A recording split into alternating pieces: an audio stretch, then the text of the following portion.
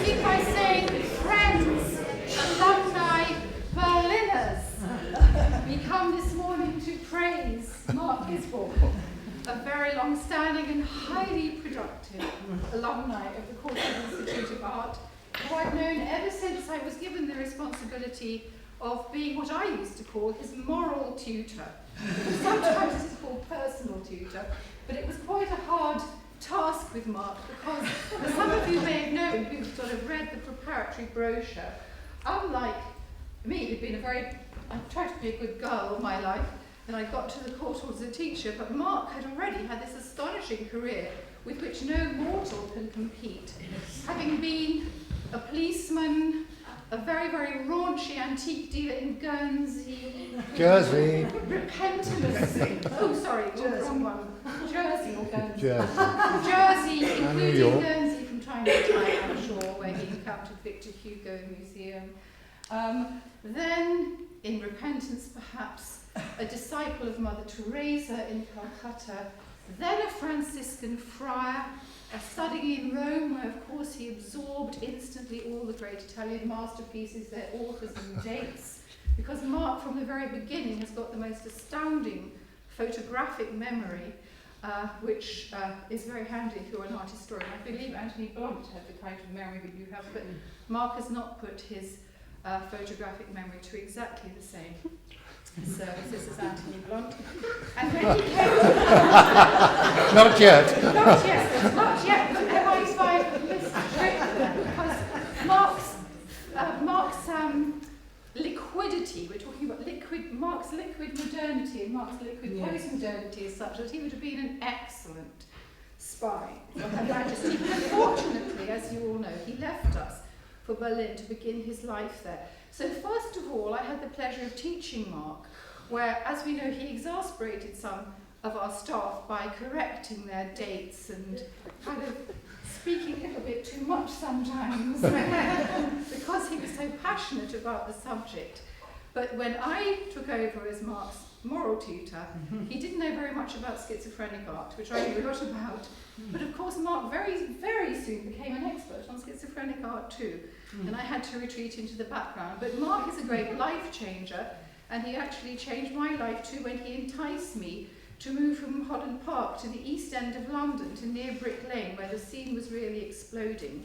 And every night, practically, we would have the most wonderful gin and tonic together and talk about all the things one talks about when one has gin and tonics, including the art world, which ever since I've deeply, deeply regretted. Mark was invited to curate a big kind of London-Berlin schmooze, and Berlin was so attractive that he decided to leave London lock, stock and barrel, much to my astonishment really, because it was quite courageous, I think, and establish himself in Berlin, where he's become a mighty figure on the Berlin scene. He sometimes regales me with his dinner party guest lists, but I won't go into those, because Mark is going to tell us about his Berlin. He's published so many books and catalogues that I think he's going to give us the statistics. I'm not going to do that. But I wanted to say also that before Mark left England, he was also a remarkable teacher. He taught at Sotheby's. We're all very proud of our alumni, but Mark is also proud of his alumni. And one of them, for example, Eugène Tan, is now the director of the National Gallery of Singapore, with a major museum project opening next year. And so when we meet, we tend to have the kind of dialogue which I think we're going to spare you today, because what I've asked to do is, I think it's a much better idea that I ask another Berliner, Sarah Hagenbart, who's doing a PhD with me, to take over and do the Q&A session and actually interrogate Mark from her point of view once we've seen Mark's presentation. Mark, you are, as you know, very well loved, a brilliant writer, and also indispensable to so many people, and it's absolutely wonderful that you've come back to star in our Bubbly Breakfast. One tiny other thanks, because this is the first Bubbly Breakfast, slightly renamed as Frieze Breakfast, by our new alumni manager, Isabella Panettone Wallace.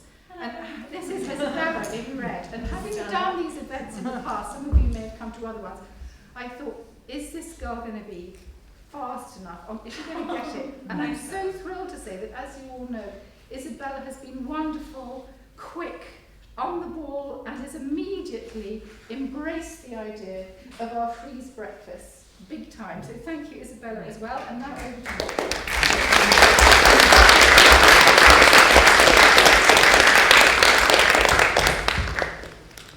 Well, I must say I feel a little bit like a character called Lillian Huckle, played famously by Peggy Ashcroft in Stephen Poliakov's play She's Been Away.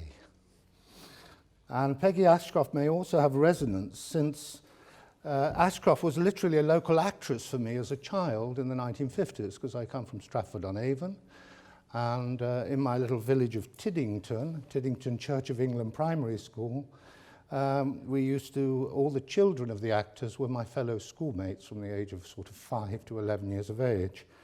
So I grew up sitting on the lap of Charles Laughton and different characters. So I have a very strange memory of that.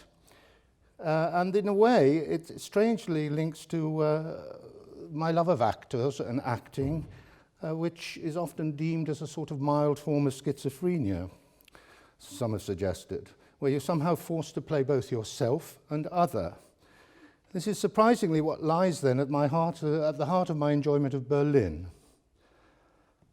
Berlin, namely its two-sided and divided nature, the polarities of a divided city, and its continuous attempt at coming together again. But in a paradoxical way, the pieces never seem to fit. Somehow they just don't come together, and maybe never really have fitted in the history of Berlin, since it's always been a city in the making. And this is what was surely meant by Jacques Lang, Mitterrand's famous French culture minister, when he said, "Paris is always Paris, but Berlin is never Berlin." It's a sense of becoming that is so fascinating to me. A city in continuous flux, not beautifully fixed and laid out such as Paris, perhaps, but a city that's ever-changing. And on the screen, I'm putting the two sides of Berlin, the Paris bar, which you might define as the sort of bourgeois end of Berlin in Charlottenburg. You can see Sarah Lucas there, a very famous bar where, as it were, the old center, the old cultural center of Berlin once was. And on the right-hand side, you see the Bergheim, which is the club of Berlin, and the people queuing there, it's 4 o'clock in the morning. So it's a club that sort of opens at 10 o'clock at night and closes virtually, I think, about 10 o'clock the next morning. It's a very nighttime culture. And starting with this is to reinforce the idea that Berlin is driven in many respects by music as much as it is by visual arts culture. It's the great center of techno music. And the Bergheim descends from the Osgood Club from 1998 to 2003, which was a gender crossover. And you'll hear this word a lot in the relation to Berlin. It's a city of very experimental gender relations. On the left then you see Martin Kippenberger, who is, I've put in basically as an example of bad painting, good art, as it's called, or used to be called, as Sarah told me, vache peinture, that sort of tradition of internal critique in painting, and it's a painting of the Paris bar. The term, of course, was invented by Marcia Tucker in a famous exhibition in the 1970s. And on the right side, then, you see some of the Bergheim crowd. And it is this element that is still evident in Berlin that most fascinates me. The people on the left they're called Wesses, and the people on the right are called the Osses. So you have the people of the west and the people of the east of the city, and it's still prevalent in many respects within the city. Berlin ist eine Stadt verdammt dazu, Weg zu werden, niemals zu sein. Berlin is a city condemned forever to becoming and never to being. This was what Karl Scheffler, the author of a famous book on Berlin, wrote, Ein Stadtschicksal, a city's destiny, a city's fate, in 1910. And it's true in a way, but we thank him. We thank the city for it. We live and thank this notion, because he goes on to say, it had no physiognomic character, no aesthetic unity, no home, nothing symbolic, and nothing morally elevating or of a sense of community. Sounds like a very sort of bourgeois definition and view of Berlin. But in a certain essence, it's true. It is this coming together, this fragmented aspect that is most appealing. I put on the screen here then, on the left is just a shot of the interior of the Bergheim. Bergheim is 5 floors with, let's say, gender zones. If you're a transsexual, you go to one zone. If you're gay, you've got another zone. If you're hetero, you go to another zone. And it's a great club of a melting pot. But youth culture, and you should remember that of these sort of 11 million tourists who come to Berlin every year, 8 million are under 30 years of age. It is a city of young people, full of young people. On the right, you see the bouncer of the club. Why is I put him in? It's called Sven Marquardt. He's a legendary figure in Berlin because, well, not only because of his appearance and tattoos, but because he's the bouncer on the club, but he's also one of the most famous photographers and emblematizes the east of the city. You'll see 2 of his photographs here. An anonymous male. These people are always anonymous that he photographs. Anonymous female on the left and on the right. So it sort of reminds you also, as we'll come to think about it later, that of course Berlin was a great city of the punk culture in the late 70s and 80s, particularly under Nina Hagen. But I'll come to that in due course. Then, of course, you have the crossover culture. This is the Kit Kat Club in Kopenicker entry via Bruckenstrasse. This is in the east again. Obviously, the title relates to the 18th century English club, the Kit Kat Club. But I don't think you'll find many Congreve, Locke, or Vanbrugh or Walpoles in this setting. It's more likely to come from Cabaret and Hal Prince's movie of the Kit Kat Club. But on the left, you see, as I say, the Carnet Ball, which is self-evident, I think, what the Carnet Ball is about. And on the right, you have the tradition of dress code, which is appropriate to whatever event is taking place at the Kit Kat Club. And the music is electronic trance, sometimes called Goa trance dancing, and has emerged into what is now called the Kitty sound at the Kit Kat Club. Since 2005, it has its own record label. And the dress codes are usually fetish, latex, leather, kinky, high style, or glamour. We'll see examples. Always also what I rather like about these clubs is they have these rather wonderful posters, graphics. It's another very striking thing about Berlin. The different posters you can see from different years, different events. Obviously, there's a Halloween event on the right, as it's the night of Halloween and All Souls Day.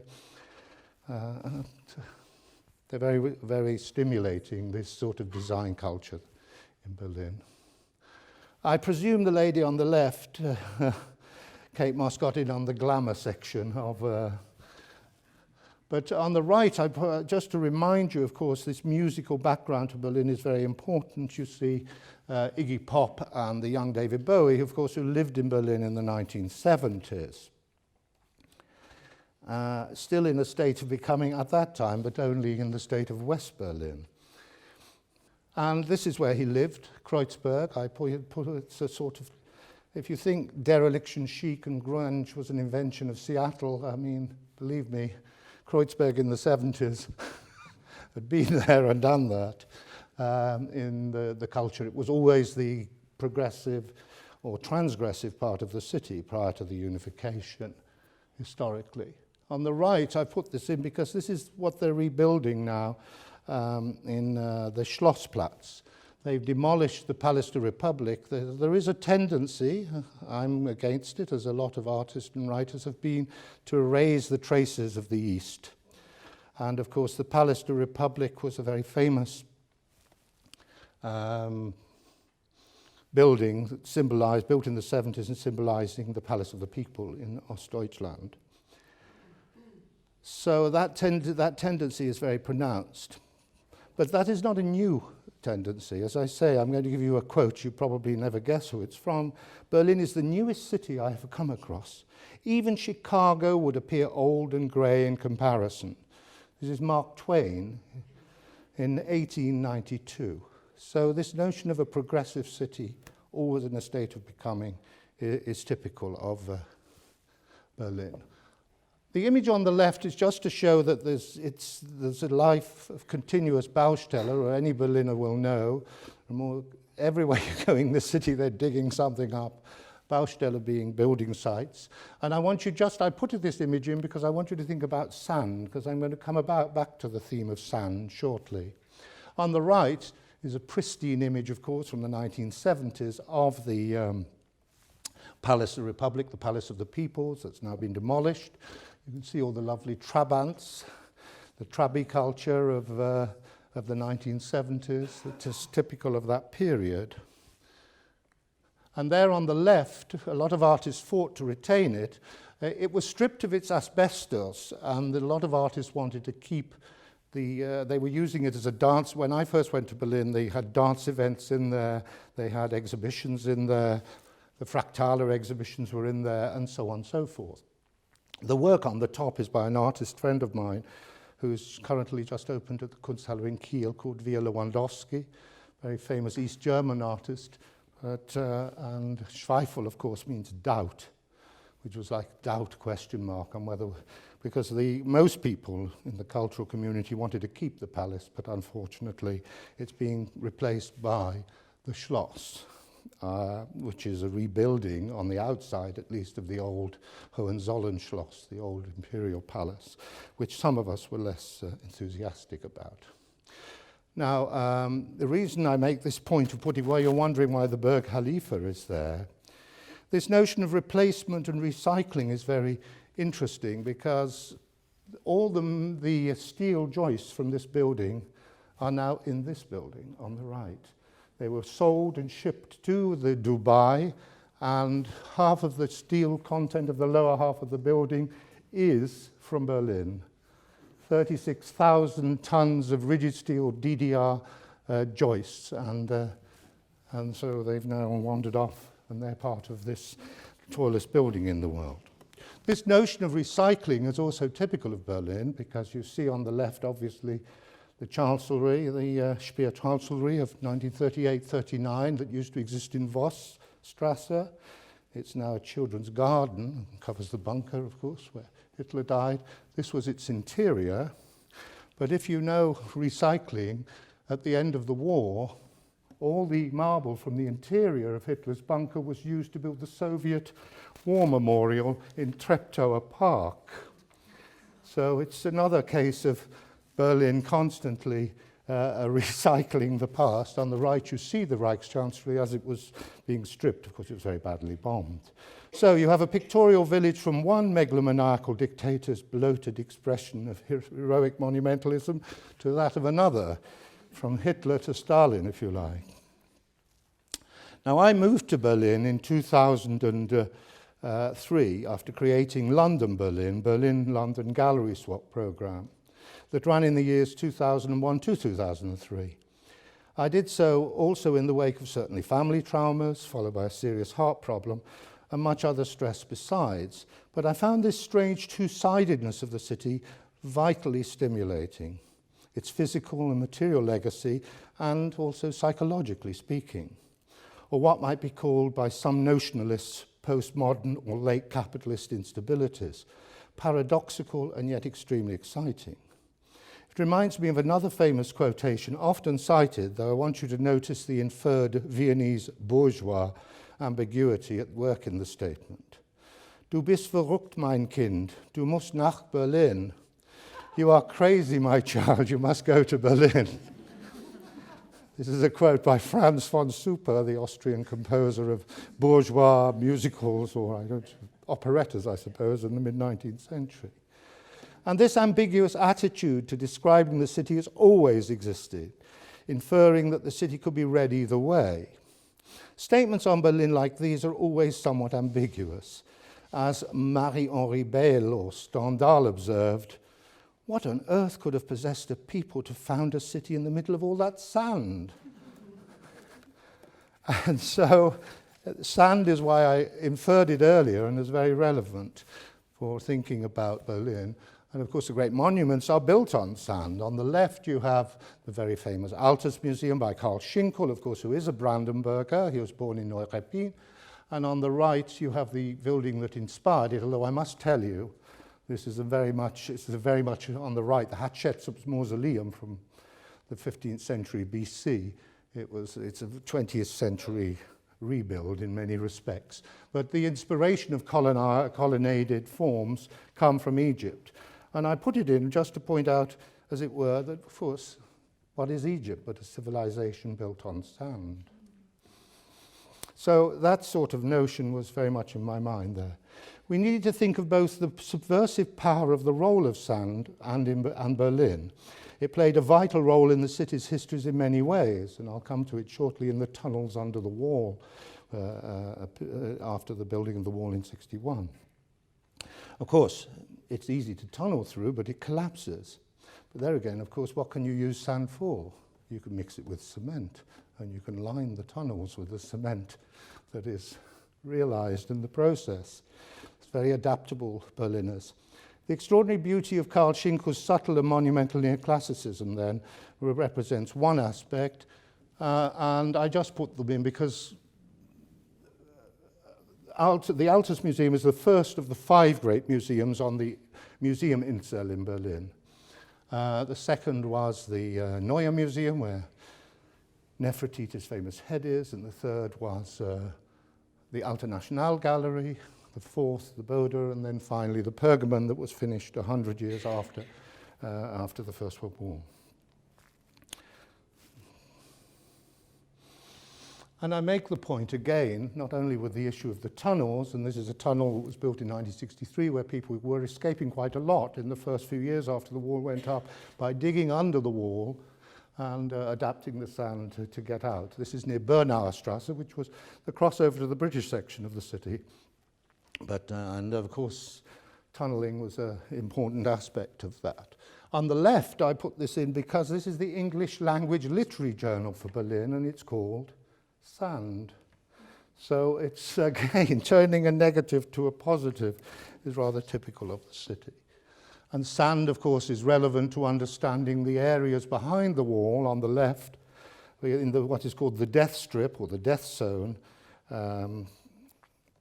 or what was it called, the anti-fascist rampart, I think the Ostdeutsch called it, because sand covered the fakia beds. They didn't have mines, as they did on the other parts of the war, the border between East and West Germany, but they used fakia beds. You know, these spiked beds, you've seen all these, they're known as fakia, where they lie unspiked, so that if anyone tried to break through the wall on the eastern side, of course, with a vehicle of some sort, they would be punctured. They couldn't get very far, and of course, they'd probably be shot, as they frequently were.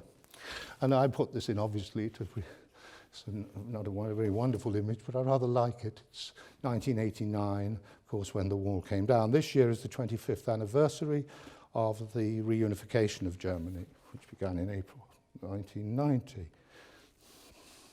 So a city on sand and a city by the river. Again, elements, think of the sand civilization of Egypt, also a river civilization who clings both to the river. On the right, you see the Bode Museum, which is the penultimate museum on the Museum Insel, the island in the middle of the city with all the great museums. And on the left, you see if you look from the Bode down the river, you see the dome of the Bundestag. Obviously, maybe Richard Foster was slightly influenced by this when he built it. So, Norman Foster's dome. Yeah. Sand has a particular meaning also in Berlin in gay culture.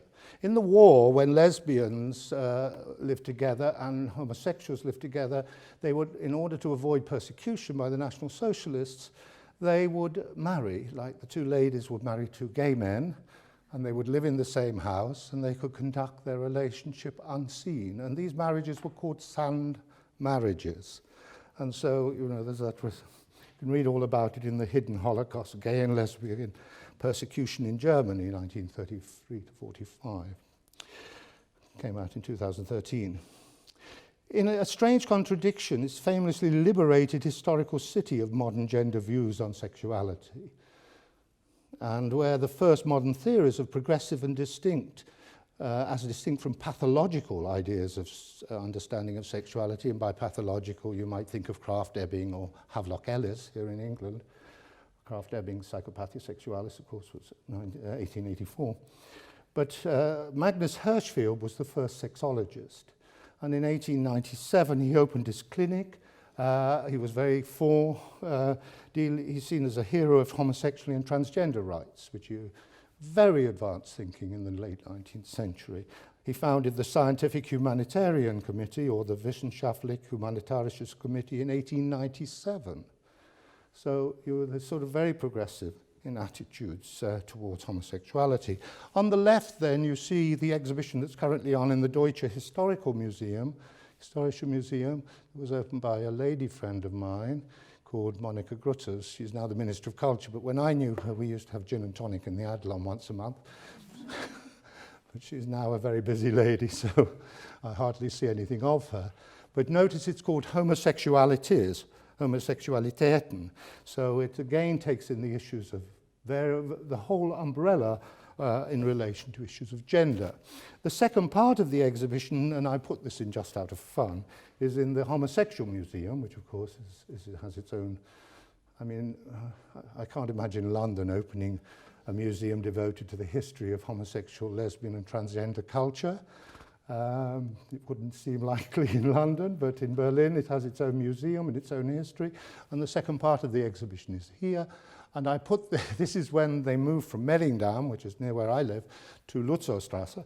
And it's wrapped. It's a pun on, of course, Christo's wrapping of the Reichstag.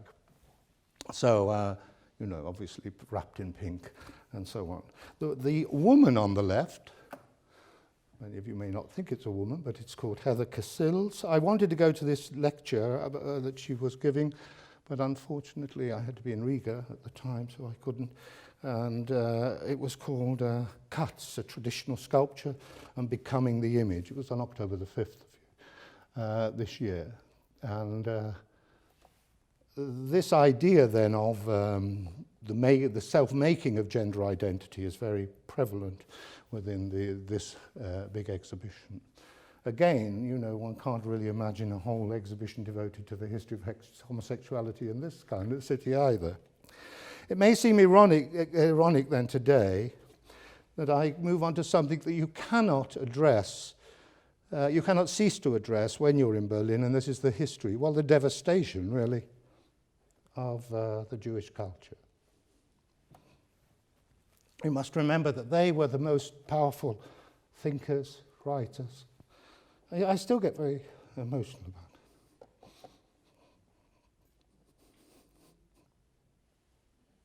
It's not only the loss, but the daily, you see every day reminders of it. On the left, then, you see the Holocaust Memorial, and on the right, the Jewish Museum, two of the great institutional monuments of Berlin. But what I wanted to point out is if you look at the back here of the Holocaust Memorial, you see these buildings, which are called Plattbau or Plattenbau houses, which were built in the DDR. And if you know, that is Wilhelmstrasse, the great Wilhelmine street of the German Empire, where all the government ministries formerly existed. It's been replaced by domestic housing. And of course, if you were to the left of you, 100 meters away is Unter den Linden, with its grand avenues. And so in a certain sense, it's a bit like having, I don't know, assembly buildings, what we call prefabricated things 100 meters from Whitehall. You couldn't imagine it. But those strange juxtapositions in Berlin are very pronounced and very moving. And of course, this is the great Libeskind Museum, which I'm not going into the history. It has an enormous amount been written about it, of course, with the lightning strike configuration. What I like about Berlin, on the left, is the memorials that exist in front of almost every house where Jews lived.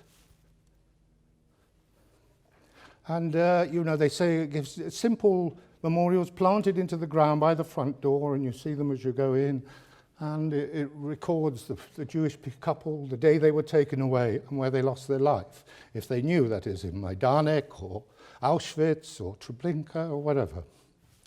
And so this is a sort of daily reminder as you enter your house. And where I live, right next to me, is these are not here, these are in Nussdorf, but I could have taken any of them. They're all over the city. And then they polish them up every 6 months. They go around and brasso them all. So it reminds me of my mother cleaning her brass when I was a child.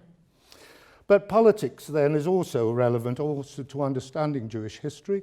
And on the right you have the original project that won the award in 1995 for the Holocaust Memorial. It's by a woman I'm about to do a monograph on when I return to Berlin, a woman called Christine Jakob Marx.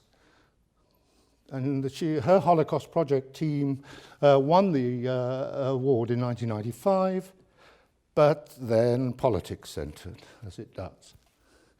Eventually, the thing of this, if you see the rocks on the surface, these were all going to be brought from Israel, from Masada, and then they were going to write, there were first of all 100,000 names of Jews who died in the Holocaust, and then slowly the whole thing would have filled up. Unfortunately, Chancellor Kohl thought it was too expensive, or people told him it was too expensive, and would have to be built all at once, so he chose to go to the block-by-block system that you can see in the Eisenman Memorial on the left here, Peter Eisenman's Holocaust Memorial that was open. It also delayed, as you can see, the building of the memorial by 10 years. Christine Jakob Marx also is in fact not Jewish, although her name suggests she is. She married a very famous Jewish pianist who lived in Berlin. So the Marx element obviously derives from that. But that's part of the politics that go on in this thing. Okay, so it may seem, I wanted to quote something, and it may seem ironic in reflection on the Jewish experience in Berlin.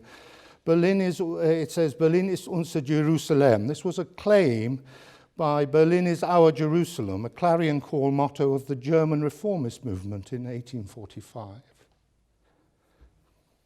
So in a way it strikes you the losses. It may seem ironic today to read the famous declaration, but any consideration of the city then can never be free of the catastrophic loss of the Jewish population. And one is always reminded of it continuously there.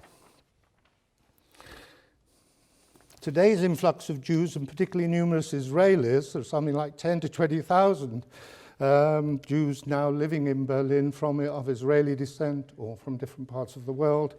They're returning, and as a Jewish friend of mine said, you can take the Jews out of Berlin, but you can't take Berlin out of the Jews. So they're returning to the city, which is a good sign. All these statements and quotes that I've made are sort of true, but like all truisms, they do not reveal anything greater than their immediate statedness. I could say I live in Berlin for all these reasons. My greater motives are the capacious sense of space to breadth in population, the comparative lack of stresses and strains in the city, 3-meter, 80 high ceiling apartments, and most importantly, I like to work directly with living artists in an immediate sense of accessibility. And I must say, generally, the artists I work with, or have worked with in the past in Berlin, are pretty open and direct in nature. There's very little by way of trendiness to speak of in the art scene there. This does not mean they cannot be difficult and testing at certain times. Berlin also has become my base from where I can curate exhibitions in Germany, Spain, Italy, Portugal, and Israel, as I have over recent years, up to 40 or so. And it is where I write, and in the last 12 years, produced some 250 books and catalogues of various types. I won't show you these on the screen, but everything from monographs through to, this is a book about confession by a transsexual Israeli artist. We set up a confessional in a church, and people came to confess to the artist and on the basis of their confessions, their anonymous confessions, he would generate drawings based upon that. So, and this is a little book I did, that also you won't see. on James Lee Byers' 1 year in Berlin in 1974, in the DAAD year in Berlin. But he spent there. So on the left you see the studios I've spent most of my life in.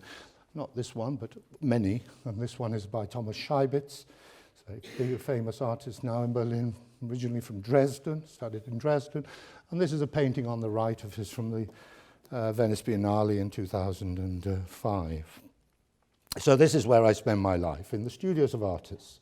Though there are many British artists in Berlin, Tassa Dedean, Angela Bullock, Seal Floyer, Matthew Hale, Mona Hartoum, and numerous others who live there, I'm not much of an expat, actually. I hardly see these people.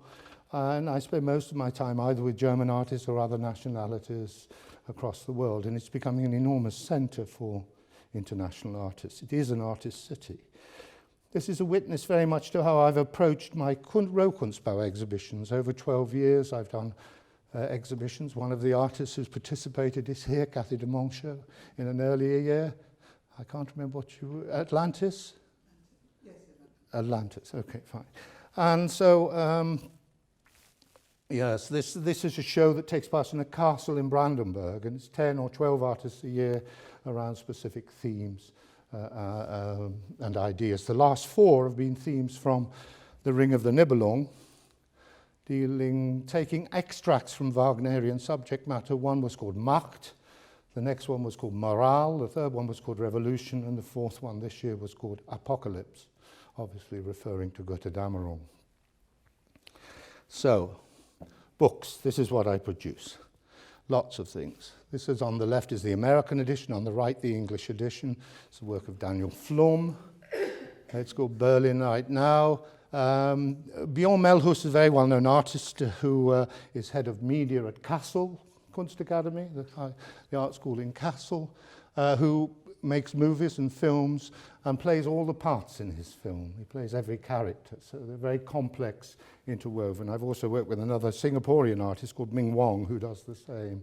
Remakes a film. It's very difficult when lovers have to kiss, because he has to be kissing himself all the time, as the woman and the man, so it's a very common, but it's brought together in these new technologies. This was I wanted to call the book Art Station Berlin, because this is the German version on the left, and this is Tim Eitel on his bike. You need to know that Berlin is flat, and you can go everywhere on bicycles very quickly. This is Tim Eitel, the painter, the figurative realist painter, and cycling through the city. But they didn't think that English people would understand Art Station Berlin, so they called it Berlin Art Now in London and in New York.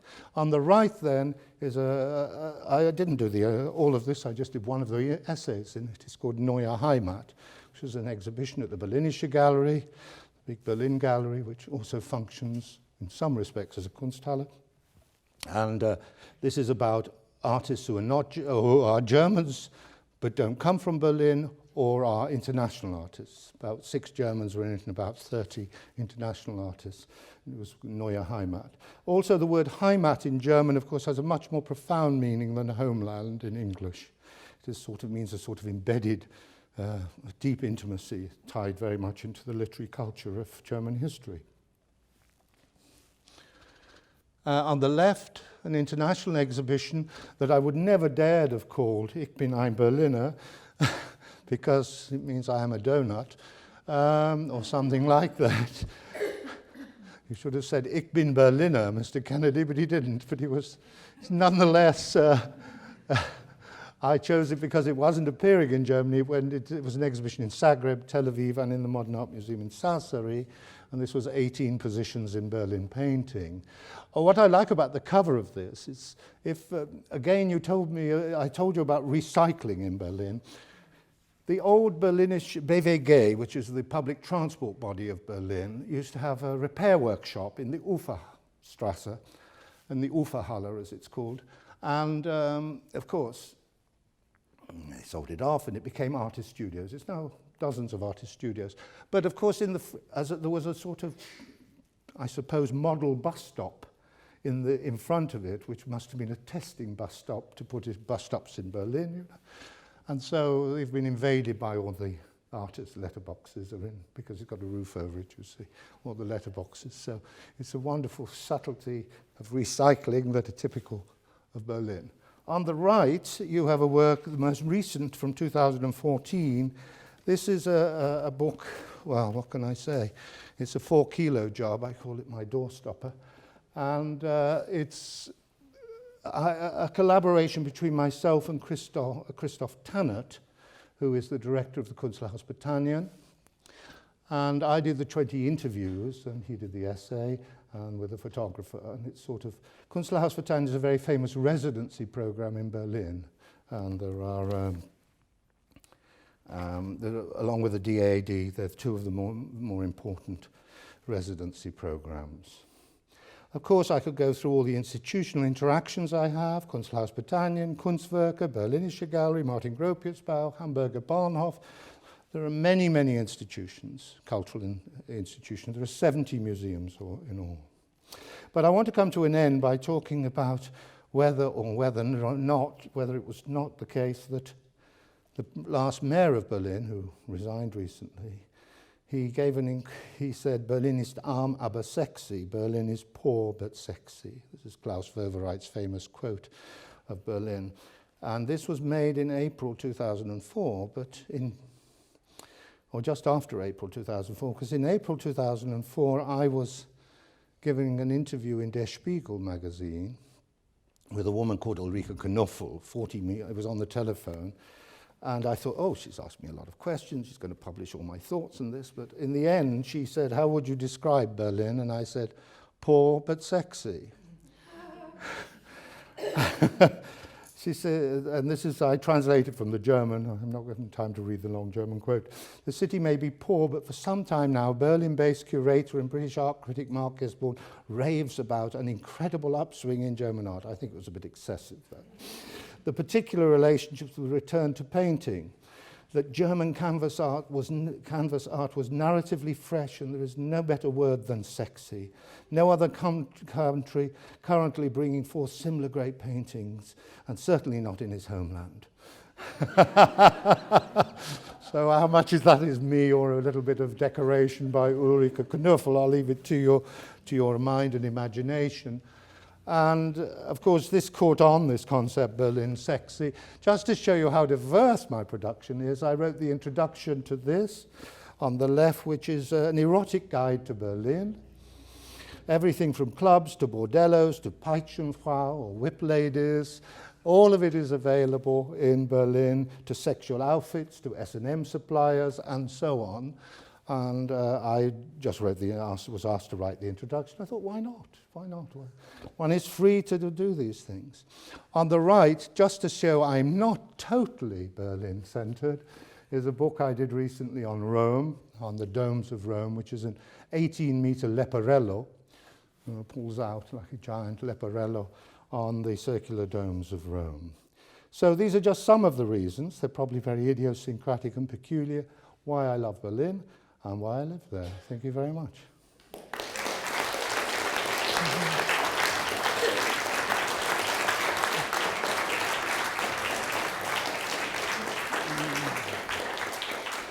Okay. Thank you very much, Mark. I really enjoyed it, and I felt I learned so much from you, from your talk, even though I've been over there for quite a long time. Yes. And actually, I have been there for the first time since 7 years this summer and had a tremendous time, so I feel a bit difficult to be the devil's advocate. Well, come and be the devil's advocate. Okay. So, I mean, first of all, I was wondering, something you finished your talk with is this idea of Berlin is so free, Berlin is so sexy, but I feel Berlin is also pretty much enough with itself. I mean, you can see this a little bit if you follow the Volksbühne controversy right now. Berlin is really reluctant often to take in something new or to open up its kind of really traditional approach to certain cultural institutions. And I think this also especially crystallized out with the whole Schloss, the city castle debate right now. Because there is a lot of freedom, but freedom also is not always like a freedom of something, but also freedom to something, I feel. And I feel this is something to maybe get back from the idealized to the very profound facts is something Berlin hasn't really been able to realize that fully. I mean, you pointed towards this idea that it's actually a pretty poor city. I mean, just if you think of the fact that 16.5% are on state benefits, that's the top of all German cities, and only actually 5% of the artists can live from their work in Berlin. So That's it's true. a really, really small number of Berliners who can actually enjoy the city as fully as people who come there as tourists. And I feel at the moment, especially now being back in summer, at least every British teenager has been there once because it was so full of British going clubbing. And Spanish, and Italian, and every nationality you can And it's imagine. very different to here because I think here you have to leave at 12 because everything is closing. But if you arrive in Berlin somewhere at 12, it's still shut because it starts at 2. So it's quite interesting. But living here now for quite a long time, as being from Berlin, I met a lot of Berliners actually in London who were sharing my take on this kind of almost mythos of Berlin, this like narrative of it. And in 2012, we decided to make a book on this and to research a bit further why Berlin has this. I have a copy of the book. Yes. So I wanted to quote from this because we interviewed a lot of artists, we interviewed collectors there, dealers. Berlin has a very, very small art market. I think only 2.7% is the German art market, if I remember correctly, of the whole global art market.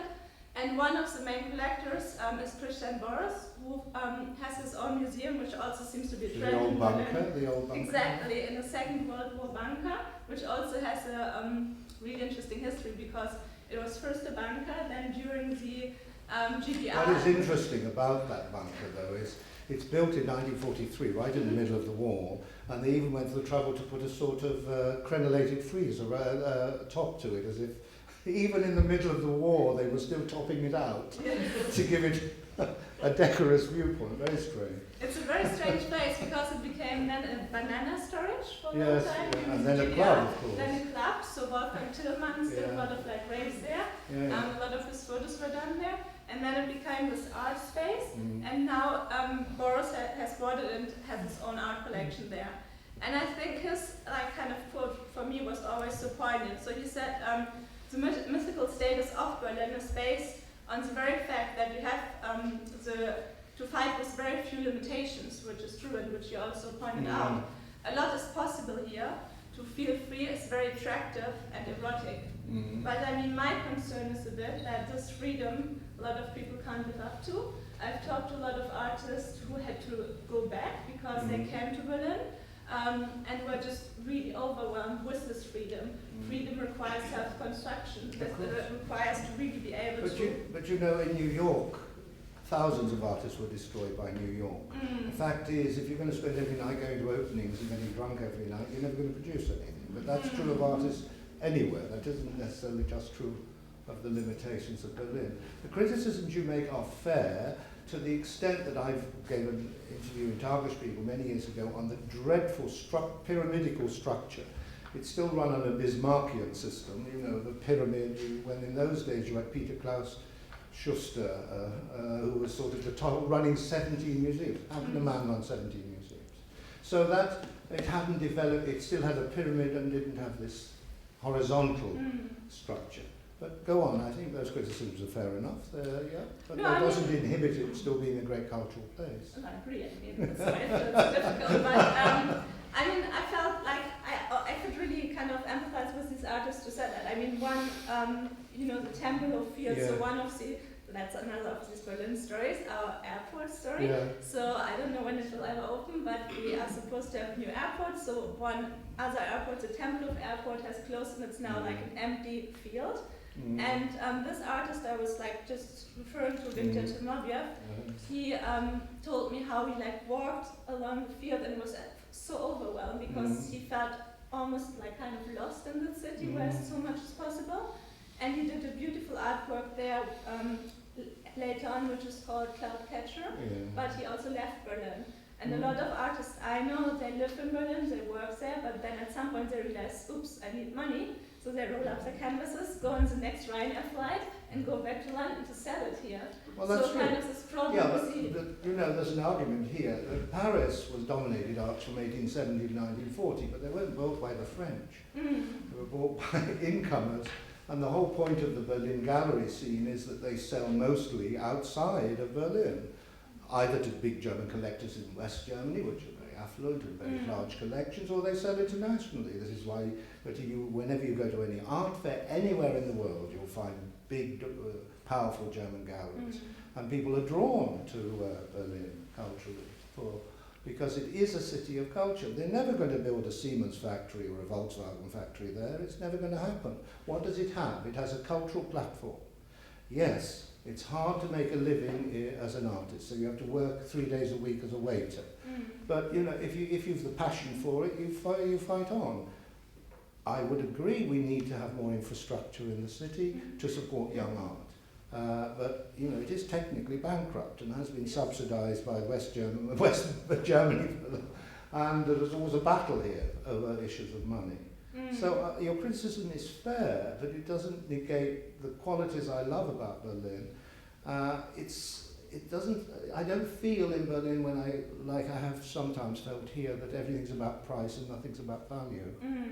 And there is a tendency, because London is a business city. Yes. And Berlin is not a business city in that sense. It's a cultural capital, and its capital is cultural.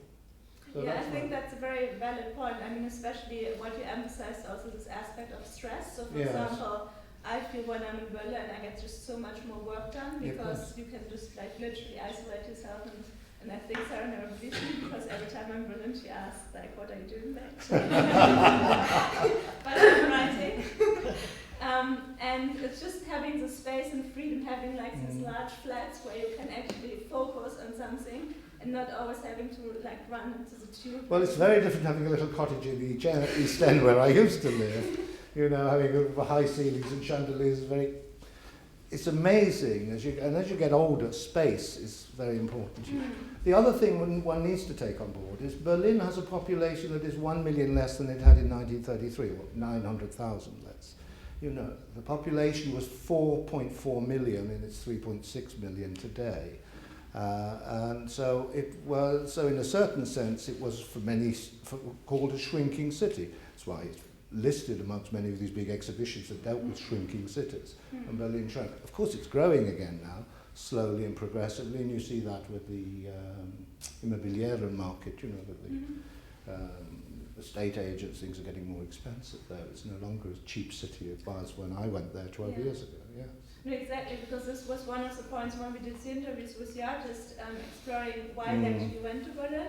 Really, the main factor was cheap rents. Yeah, cheap rents. How would you respond to this? Because now rents are actually not that cheap anymore in Berlin. No, they're that's still changing. cheaper than in London, obviously, but a lot of artists are now moving to Leipzig. Yes, but you have very strong tenancy laws in Germany, particularly in Berlin, which irritates a lot of real estate agents. Because, my rent has gone up €100 in 12 years. Gosh. Could you maybe say a bit more, because I think that's so interesting about the social aspect of Berlin? Because it's a social city. It's always been run by social democrats, except for the anomalous 12 years of that we dare not speak. But anyway, it's always been an SPD city. It was always left in the 20s. It was always the Weimar Republic was SPD, and it's been virtually SPD ever since. I think they had one anomalous mayor who was a CDU. I don't know how he slipped through. He must have been in the wrong party at the time. But it is always run by the centre-left, yes. And so this means tenancy rights are very strict, the laws are very strict. I've just voted in my tenancy because I live in a very beautiful apartment complex, and because the company has got a lot of empty, they were approached to take in refugees, immigrants, and they had to ask all the other residents, and we voted yes, why not? We're very open to that. But of course, now a lot of... you must remember, a lot of the property in Berlin is not owned by Berliners, it's owned by people from Munich, or from Hamburg, or from other parts of Germany. Most of the property is owned not by Prenzlauer Berg. Now, Prenzlauer Berg gets more shishi by the day. I feel I'm sort of a little bit, it's getting very shishy. I mean, the other day I couldn't believe it. I thought, oh my God, it's a sort of, am I in London? It felt like Bond Street going up these avenues in Prenzlauer Berg. So do you think Berlin will cope with this, like a kind of this also more becoming more I think it'll be international, difficult. It will become more international. It is getting ever more international. I think there is still a psychical distinction between the East and West. Mm-hmm.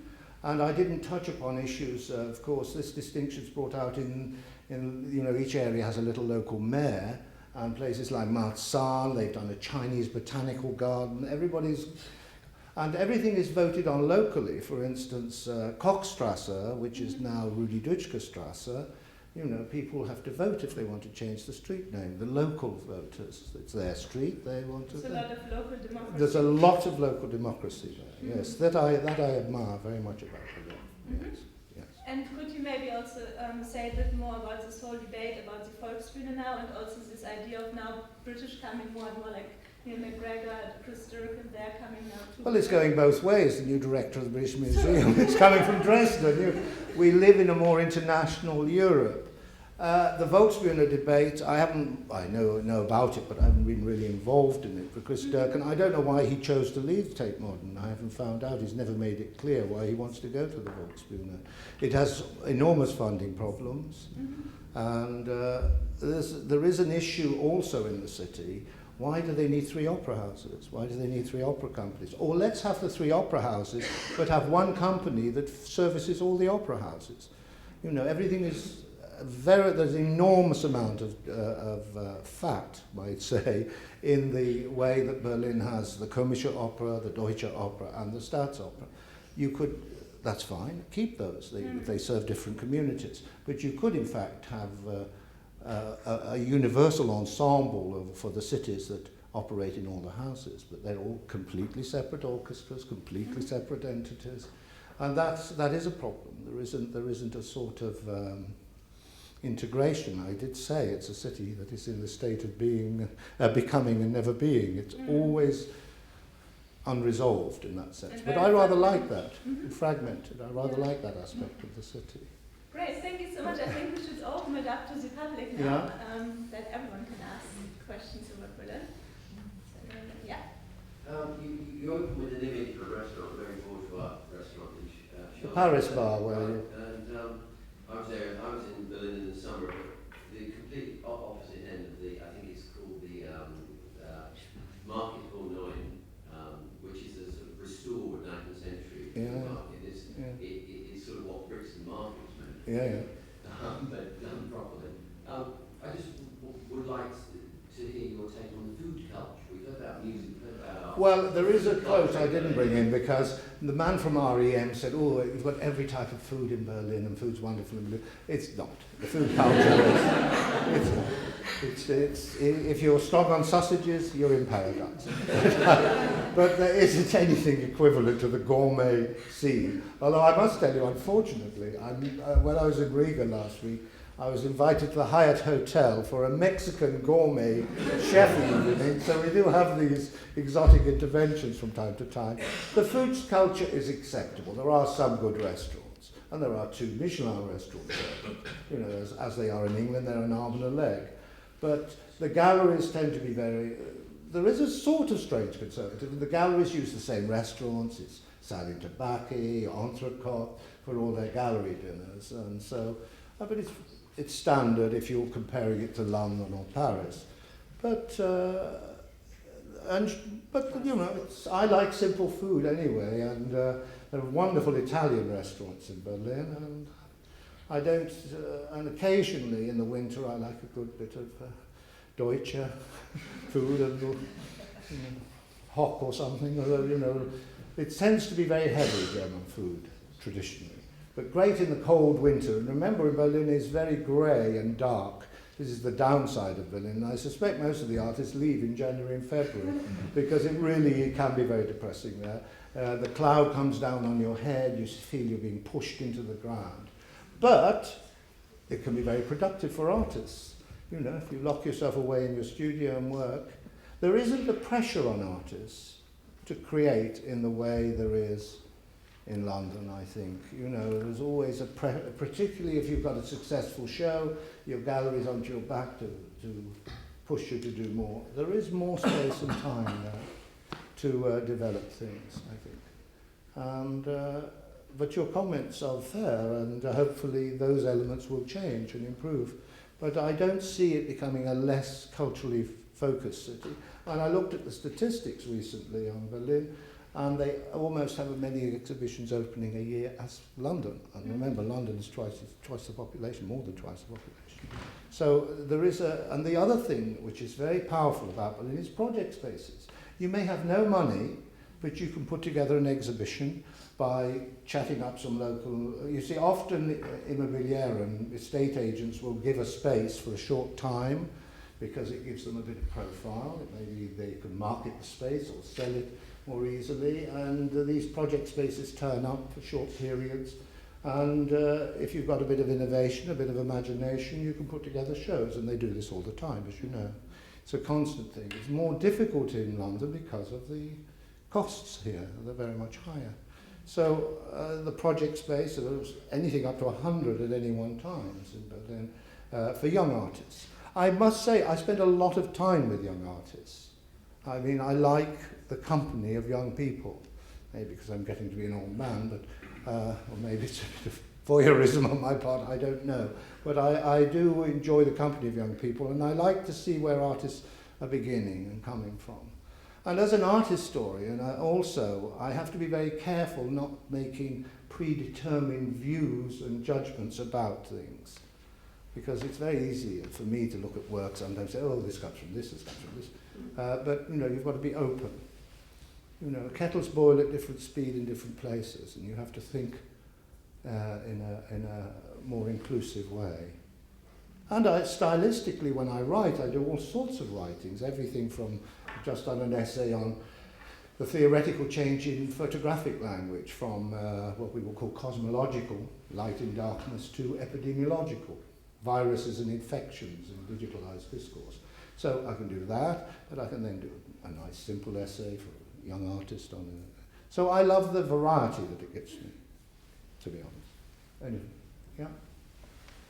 It's easy to understand why in Berlin it would be perhaps easier to create a homosexual museum or a museum looking at transgender culture and things like that. But considering that London also has such an exciting kind of 80s subculture with LGBT icons and Bowie and everyone, why do you think, and like Derek Bridges, the photographer, why do you think that London hasn't been able to create a museum dedicated to that kind of culture? Well, you mentioned a decade in London that was extremely problematic for me. A certain lady who I didn't have a great affection for. You know, it was so-called the loads of money generation, and London changed substantially. I can remember in the 70s, you never talked about money. I mean, the end of the 70s, London was virtually bankrupt. But, you know, in the Thatcher decade, you saw it in registrations at university. My generation studied sociology. In the 80s, they studied economics and law. Tells you a great deal about every generation. People wanted to make money. They wanted to be successful. London became a very successful city. It created the platform for the boom of the 90s. And so I think, yes, these things were suppressed. Not suppressed ideologically, but as London became ever more mercantile, I can remember in the 90s, it was a very arrogant city, London, you know, when they were at the top of the thing. And it wasn't the city I knew when I'd first come to live here. But I'm not criticizing London. London is a great city. It isn't a beauty contest, this situation. It is, I live in Berlin because of what it gives me. I love Berlin, but I like London as well. It's a great city. But I think certainly the phenomenon of mercantile atheism in Britain changed. Anyone of my generation will remember the change of the 80s in education, in so many areas in this country. Yeah? You spoke very movingly and honestly from the heart about your profound sense of the loss of the Jewish element within that fertile culture. I've myself been very struck by the numbers you mentioned briefly of Israeli artists, not to say Jewish ones, clearly fascinated by Berlin, and it is a kind of dark double-edged or multi-faceted fascination. That's just a short point. I want to ask you also, though, whether you feel that the determinedly decadent or self-consciously decadent aspect of a lot of what we've been talking about is either consciously, semi-consciously, subconsciously, an attempt to look back and to celebrate the days of the Weimar Republic. Well, it may well be to some extent, but in a certain sense, the problem of transgression in Germany, particularly in Berlin, is they turn transgression into shopping at IKEA. They make the most, what would shock other people, they just turn it into the most commonplace, everyday thing. You know, the clubs and dark rooms and this, you know, all this sort of culture, not that I participate at my age, I'm old enough to be their granddad, but this element is, there is a tendency in the German psyche as an outsider, and there are Germans here who may totally disagree with me, to separate the feeling life from the physical life. I mean, in German culture, sexuality can be seen as something you're emotionally involved in and committed to, or it can be seen as mechanical sex. And the German, I think it comes out of, I think it comes out of Immanuel Kant, who's a man who probably had no sex at all. But it comes out of the dialectic of German thinking. You have thesis, antithesis, synthesis. Whereas the English empirical tradition and the French deductive tradition are the basis for rationalism, the Germans always have a very thesis, antithesis, synthesis way of thinking of life, about how they solve problems. They solve them exactly the same way. Have this is the thesis, this is the antithesis. Let's find the integrated point. And Kant, of course, like as a founder, I would think of German philosophy, as a man who's trying to reconcile the empirical, the sensory world, with the world as an idea. And this is why it's sometimes referred to, both Kant, Hegel, and the Hegelian, and Fichte, the whole tradition of synthetic idealism. So that may be too fancy a conclusion on my part. But I think the Weimar is a bit of a cliche. It may well be for Americans who come to Berlin that they sort of, I don't know, saw Liza Minnelli doing cabaret and thought, wow, this is the place to be. But I don't think most young people come to Berlin for Weimar reasons today, to be honest. Yeah. Is there a response? Touching upon your situation that a person from Vienna needs to go to Berlin, the geographical location from Vienna is very much in the east when you look at Europe. How would you compare it? Aha, now that's an interesting observation on your part. Berlin is not in the east, Berlin is in the centre of Europe. Yes, but Vienna is much more east actually. How would you compare the arts in Vienna to Berlin, which is, I would say, I'm from Vienna myself, much more vibrant?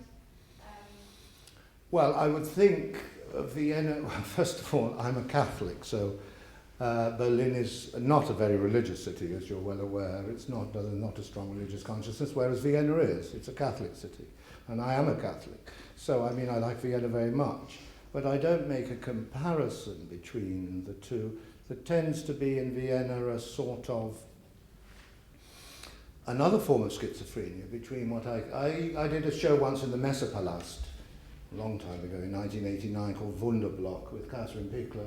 And Vienna has this sort of schizophrenia of a different sort, where everybody is either a psychoanalyst, an art historian, and smoking 60 cigarettes a day in a cave underneath a bar, or they're, reading Schnitzler and eating cream cakes in the cafes.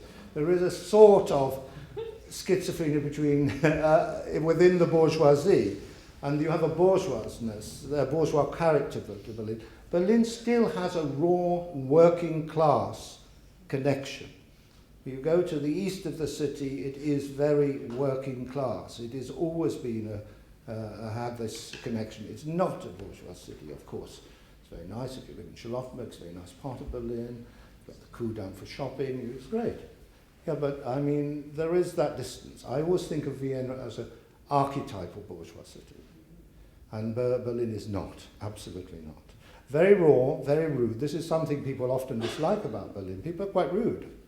They're not polite like in England, where they say, oh, thank you very much, excuse me. They just barge through. If I get on a tube train and there's one seat and another man, they're very competitive. There's one seat, he'll break his leg to get there, even though he's aged 15 years of age, to get the seat ahead of him. They're very, very different.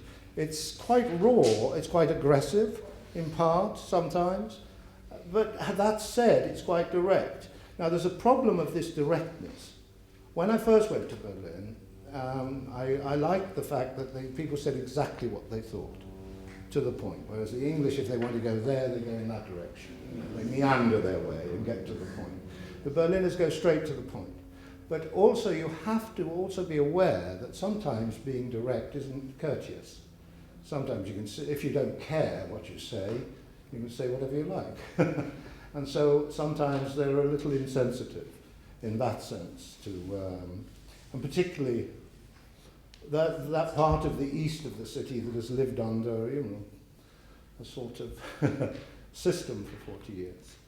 So that element is a distinction. So I think that it's getting terribly late, and some people have freezy things to do. Okay. But I say, I'm sure one of the things that Berliners love about you, Mark, is you're such a gentleman.